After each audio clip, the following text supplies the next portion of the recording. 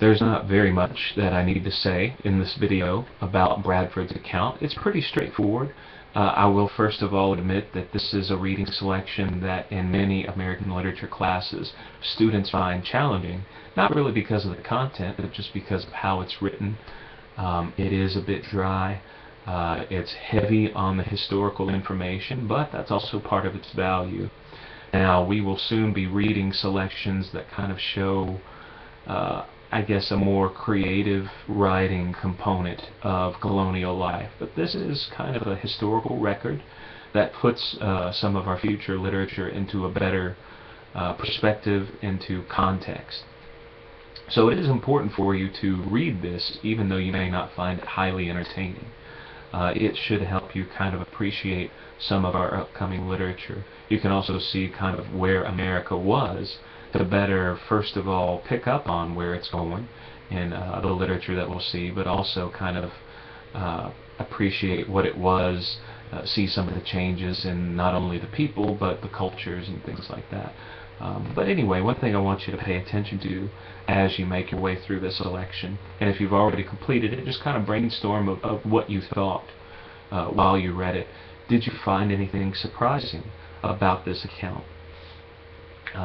For example, when I read this, I can't help but look at some of the actions that Bradford describes the settlers, kind of how they responded to their first encounters with the natives.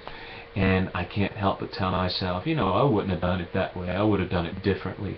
So what I'd like you to do is, while you read this, either look at what the settlers do, what Bradford tells us basically happened, and say either, you know, yes, they acted correctly as I would have acted, because, you know, you can explain why, you can justify their actions on the discussion board, or you can also challenge if you're kind of like me, and you can safely tell yourself here in 2013, you know, safely established in our world, that I wouldn't have done it the same way. Here's what I would have done.